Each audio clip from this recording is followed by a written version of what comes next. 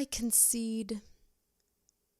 I keep putting this off. There is a world where I consistently post an episode once a month. It is purely my lack of diligence, and no matter the amount of consolation I receive that I need to continue to do this, even if it is just for one person, for whatever reason, no matter the amount of consolation I receive, I just cannot get it through my mind that I am meant and I have to do this. And the disordered eating alone is not enough to convince me. I'm like, oh, why am I eating out of order? Why am I thinking too much about the way that I look and how my body looks and what I feel like? It's because you're not focusing on the things that give you joy. And for whatever reason, I just can't get it through my mind. So I continue to hyperfixate on what I'm eating and what I look like. And then I say, not only am I putting it off because I can't convince myself that I need to do this, even if it's just for one person, I'm now putting it off because let me just wait a day or two or a week, because maybe, just maybe, my face will have depuffed, debloated, lost weight. And it never does. And it never does because I'm not doing the thing that I love to do. And granted, I don't always love doing this because sometimes I'm just too inside my head thinking about what I'm saying that it's not enjoyable at all because I'm not in a state of flow. But if I give it a hard enough try, I love doing this. And that draws me away from thinking about the way that I look and from trying to convince myself that if I just wait maybe another week, I'll be a little bit more bearable to look at by the max 55 people that are going to watch this. And you don't care what I look like. You don't care, or at least 23 out of the 24 hours a day you don't care. You are not thinking about me. So, I concede. Today we're going to be talking about the title of this podcast. Not how I created the title, but more so think of the phrase, the title, the heights of beauty and the pits of hell. And think of that as a thesis. And what I'm going to read for you is going to be a defense of that thesis. Now, this is not an exhaustive PhD thesis. This is far from. Not only is it far from because it's not an exhaustive defense, but because this is nothing novel. The essence of a PhD is it has to be in some way a novel finding, and this is not. And that's because many prior to and many to come, if not everyone, and I do think everyone comes to the same conclusion, and that is it's an axiom of life. It's a fundamental reality that we have to pass through the pits of hell in order to achieve the heights of beauty. Everyone comes to that conclusion. And if someone doesn't come to that conclusion, it's not because they have not experienced that in their life. It's just probably because they have not put that experience into words or into the same words that I am. But it's a fundamental reality. It's a natural law, therefore it's inescapable. So Teresa, why talk about something if it's not novel? If I'm not going to be walking away with any new piece of information, why listen at all?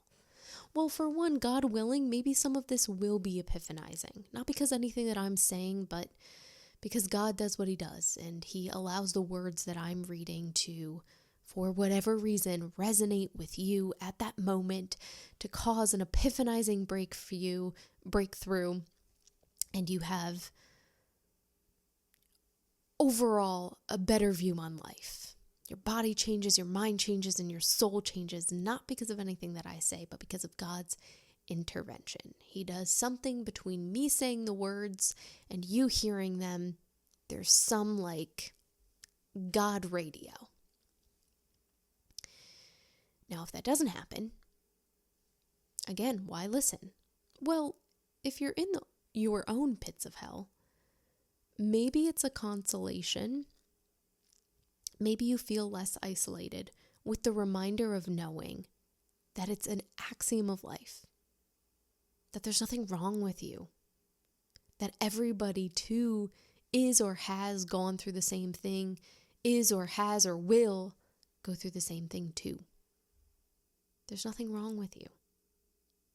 And it's my greatest hope that you just hold on long enough to experience the heights of beauty that were and are intended for your own life. So that's my thesis to my thesis. That's me defending the fact that I even have to defend this thesis. Anyway, I digress from that confusion. Take a look at what's behind me before I read what I wrote. Come on. Come on. It's amazing. This is probably the best gift that I have ever been given. My sister not only knitted this for me, but she made the pattern herself. And how I received it is miraculous as well. I was sitting on my bed one morning and I prayed, God, if you want me to continue this small podcast, even if it's just for the one, then could you provide some sort of consolation? Now, anytime I have prayed the prayer for consolation, I don't always expect it in return. I understand that sometimes God's not going to come down and, wipe us off our feet and provide this life-altering, yes, you must do this, Teresa. I understand that. I understand there has to be a little bit of discernment. But I said that prayer and I went about my work day and I came home and this was in my kitchen tacked to a tack board and it happened to be my birthday. So my sister was like, happy birthday. And I was like, yep, there's the consolation I needed. And now for me personally, God often does not use external symbols and signs to provide consolation to me and to provide the way forward. And I think for a lot of people, he does not do that, right? He's not going to come down and just hit us on the head and tell us what to do. So it wasn't necessarily this extrinsic symbol, but it was the way that I felt when I received it. It was, yeah, that's a God feeling. That's a consolation. So here I am, after months and weeks of continuing to put it off. Here I am. I concede. Now, finally, before reading what I wrote, if you're interested in products as such, made by me and possibly my sister, please go check out my website. It is now up. It's so cute. There's a little shop with things that I have made. There's not an exhaustive list of things out there. There's not a lot of things because I'm just one person, but just things that I make and I think are good enough to potentially sell. They're going to be out there.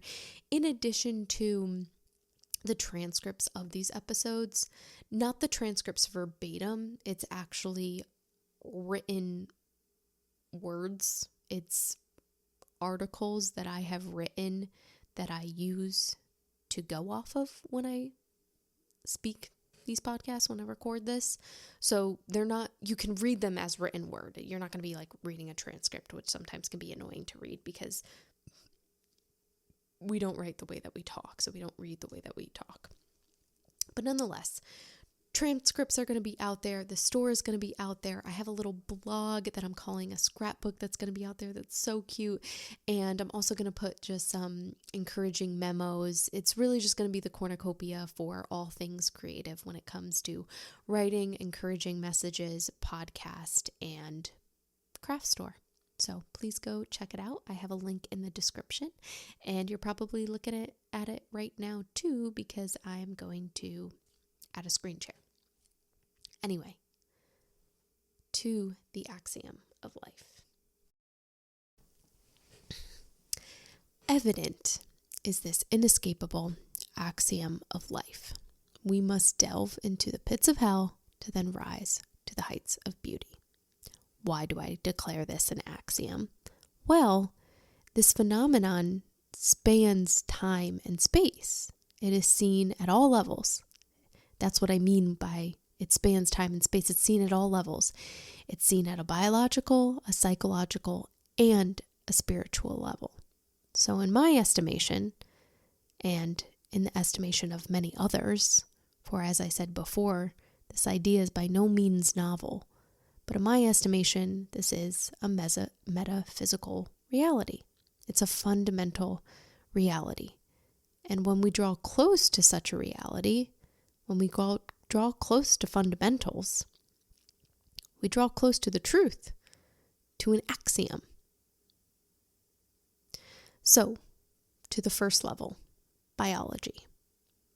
Biologically, muscles do not first grow without tearing down pre-existing muscle fibers. Agony in the gym, reparation with proper rest and nutrition, and then strength.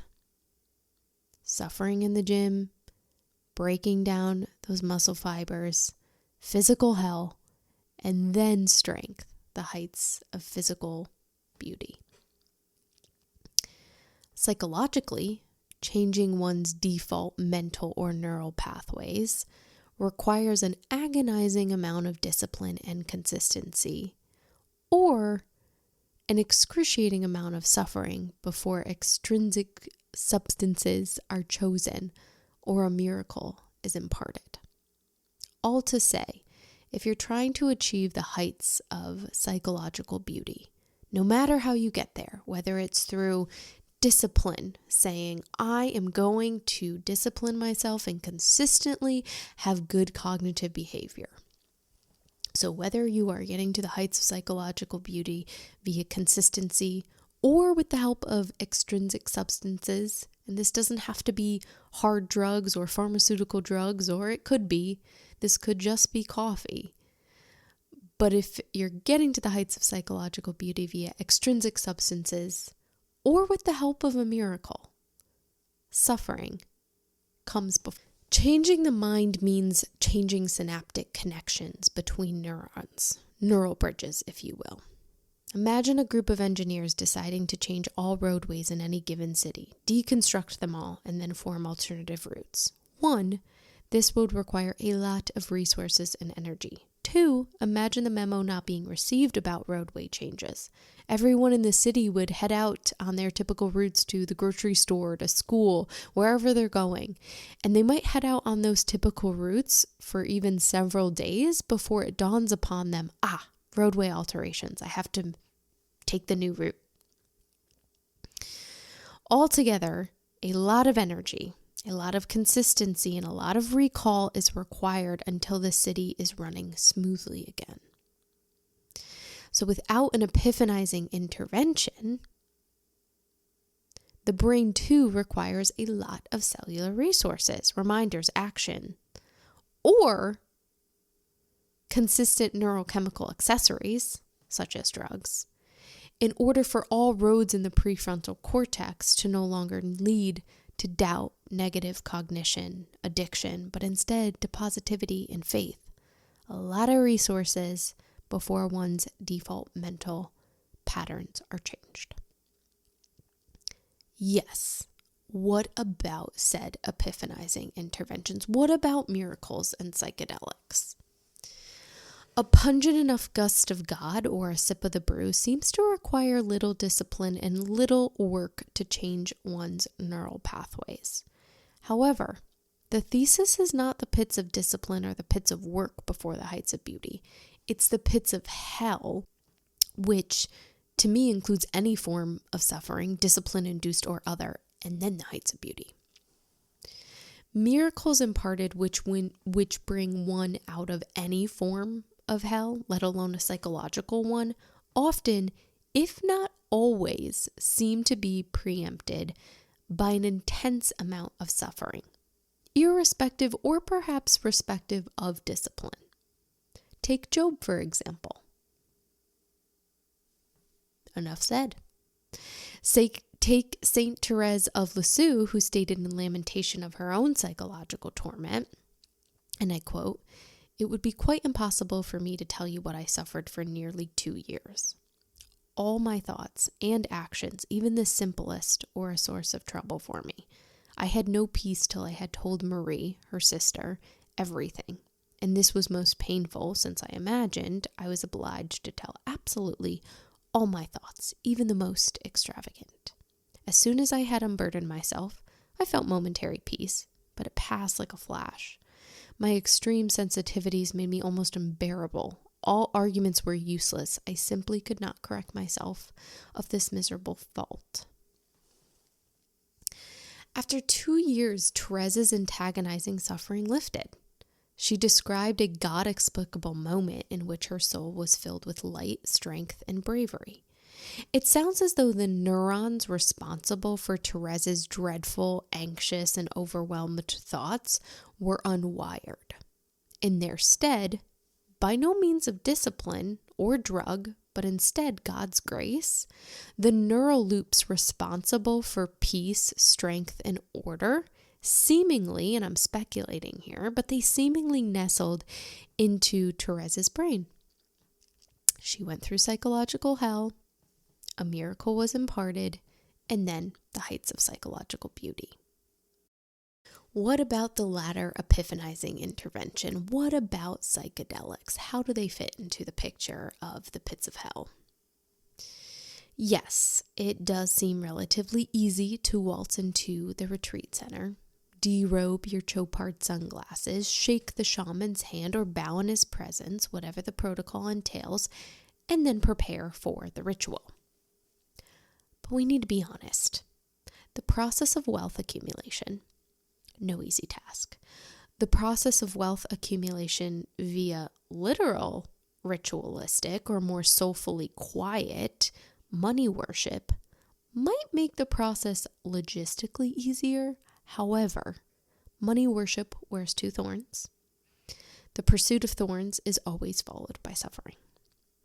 All to say, much like the pre-miracle pattern, though their lucrative exterior would have you read otherwise, some form of suffering brings the wealthy and most definitely brings the veteran to Peru, Brazil, or LA for a psychedelic retreat or wherever else they are taking place. Put simply, the psychedelic itself seems easy enough to consume. Bring to lips, sip, swallow. However, what led an individual to take a psychedelic intervention in the first place is likely some form of suffering. Since, of course, I'm referring to ayahuasca, I said the sip of the brew, I will say that the process of consuming is actually not that easy. And I am not speaking from personal experience, but it's not that easy. It's well reported that the ayahuasca brew does not taste good. People often vomit or defecate in response to the compounds within the brew itself, or as a result of physically regurgitating a psychological experience exacerbated by the compounds being consumed.